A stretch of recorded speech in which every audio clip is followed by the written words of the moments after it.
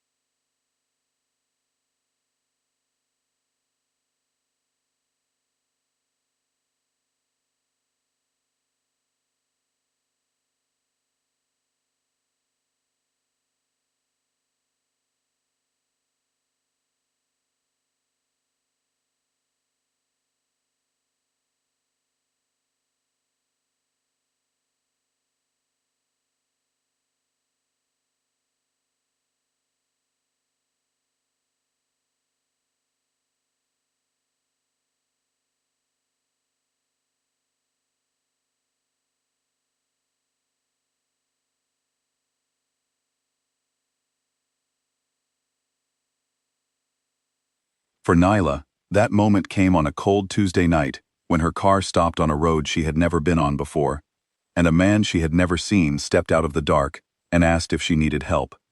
She said yes. The estate was something out of a different world. That was the only honest way to describe it. Stone walls and high ceilings and fireplaces that actually worked, and a staff that moved through the corridors so quietly that Nyla kept forgetting she was not alone. She was given a room in the east wing, clean and warm, with a window that looked out onto a stretch of forest that went on further than she could see. She told herself she would leave in the morning. Morning came and the storm came with it. Real weather, the kind that shuts roads and kills signals, and makes the whole world feel very small. She stayed another day, and then another. Calum did not push. That was the thing she kept coming back to later. He did not find reasons to touch her, or stand too close, or fill every silence with himself, the way most people do when they want something. He left a book outside her door the second morning. A worn paperback. Something she would actually want to read, which meant he had paid attention to something she said. He brought her tea in the evening, set it on the table without making a fuss about it, and sat across from her, and talked about nothing important for a while. And then he asked her things. Real things. What she thought about when she could not sleep. whether she had always been the kind of person who takes care of everyone else first. She had never been asked that before. Not like that. Not by someone who actually stopped and waited for the answer. On the third evening she noticed the wolves. She had seen dogs around the estate, large ones, but she had not looked closely.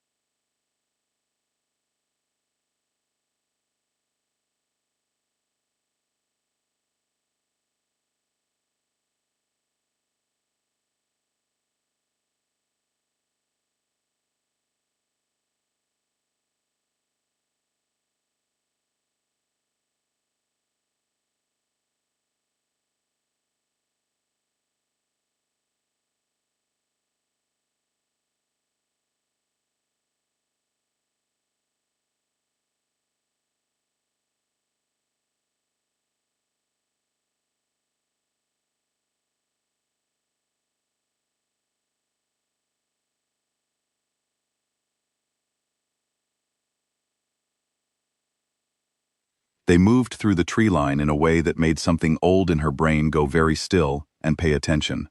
And when Calum raised one hand from the window, not waving, just a small gesture, they sat down. All of them. At the same time. She turned and looked at him. He was already watching her. Waiting. She did not ask anything that night. She was not ready for the answer yet, and some part of her already knew that. On the fourth morning she decided she needed to leave. The storm had eased. The road was passable. She packed her bag and walked downstairs and out through the main hall, and all the way to the iron gate. The morning air was cold and clean, and she stood there breathing it, telling herself that whatever this place was, whatever he was, she did not belong here. She had a life, small and ordinary, and entirely hers. She heard him behind her, before she saw him. Not footsteps, she never heard his footsteps. Just a shift in the air, a warmth that had no business being there on a cold morning. She turned, and he was closer than she expected, and his hand was already moving toward hers. Not reaching for it, not grabbing, just moving, slowly, like he was giving her every opportunity to step back. He stopped with his hand halfway between them. Just waited. She looked at his open hand, then up at his face, and she saw something there that she was not expecting from a man who seemed to have everything perfectly under control. She saw the same thing she felt every time she sat in that dead car on a dark road and did not know what came next. She put her hand in his. The moment their palms touched, she heard it. A voice. Old and dry, like wind through something hollow. It came from everywhere and nowhere, from the air between them, from the gate, from the trees behind her. It said, "She carries the mark of the first queen. If he claims her, the bloodline closes. If he does not, the kingdom falls to ash before the next full moon." Nyla did not move. Calum did not move. His hand was still in hers, and his grip had not tightened, but he had gone very still in the way that people go still when they hear something they were already afraid of.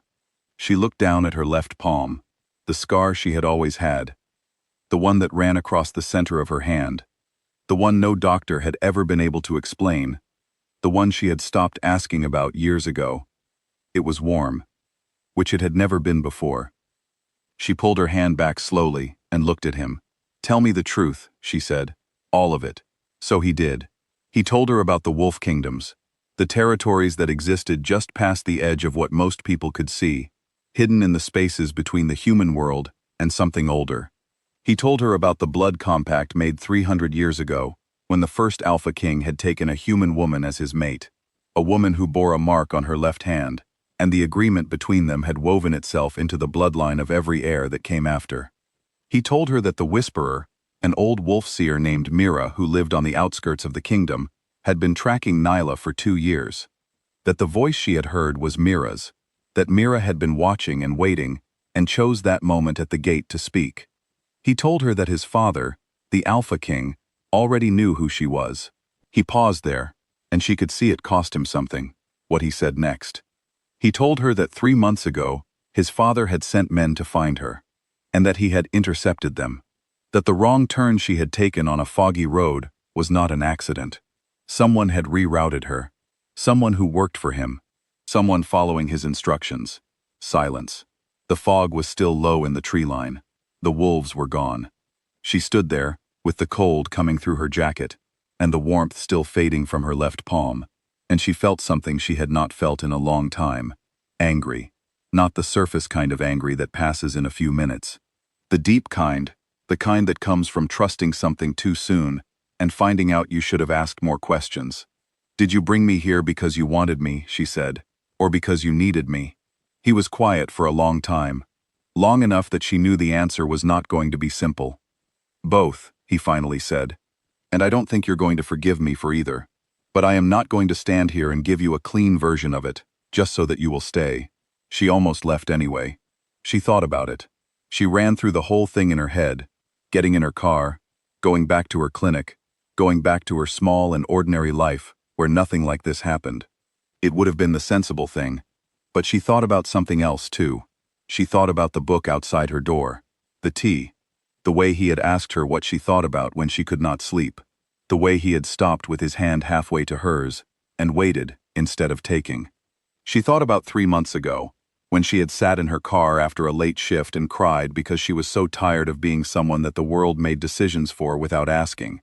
And she thought about the fact that he had told her the truth anyway, even the part that made him look bad. She did not forgive him that day.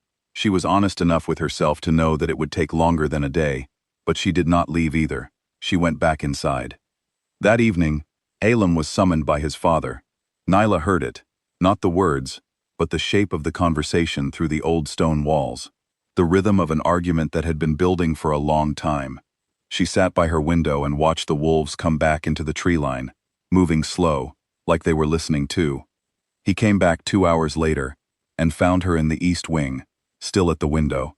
He sat in the chair across from her, without being invited. She thought that was interesting, that after everything, the small act of sitting down without asking was the thing that told her the most about where he was in his own head. She spoke first. "I am not going to be someone you protect from the truth. Not from here on out. Not about any of it." "I know," he said. "Then tell me the rest. What your father said. What comes next. All of it." He looked at her for a moment, with that same expression she had seen at the gate, the one that looked like a man who had planned for everything except her. And then he nodded and started talking. It took a long time. There was a lot she did not know, and even more she did not understand yet. But he was patient with the explaining, and she was patient with the listening, and somewhere in the middle of it, the fire in the room got low, and neither of them moved to fix it, and they just sat there in the half-dark, talking like two people who had run out of reasons to pretend things were simpler than they were. When he was done, Nyla was quiet. Outside, the forest was very still. No wind. The fog had finally lifted. Through the window she could see the sky starting to lighten at the edges, that thin gray that comes before anything else. She had spent her whole life being practical, being the person who stays steady when everything else is uncertain. She had always thought that was a strength. And it was. But she was starting to understand that it had also been a kind of hiding. Staying practical meant never wanting anything too big, never reaching for something that might not reach back. She looked down at her left palm. The scar was faint in the low light. Just a line. Something she had been born with, that she had always thought meant nothing, that had turned out to mean everything. She looked up at him, and then Nyla, who had never once in her life let herself want something she could not explain, reached across the space between them. And this time, she was the one who took his hand. He looked down at their joined hands and then back up at her, and whatever he had been carrying in his face all evening, the weight of the argument with his father, the guilt of what he had admitted, the careful control he wore like armor, all of it eased, just slightly, just enough that she could see the man under it. She did not say anything. Neither did he. Some things do not need words right away. Some things just need to be decided first and understood later. And this, whatever it was going to cost her, whatever was coming with the next full moon, and the father who did not want her there, and the old seer who had whispered her fate at a gate in the fog, this was a decision she was making with her eyes open. Not because she had been brought here, not because a prophecy said so, because she chose to. And that, in the end, made all the difference. End of story.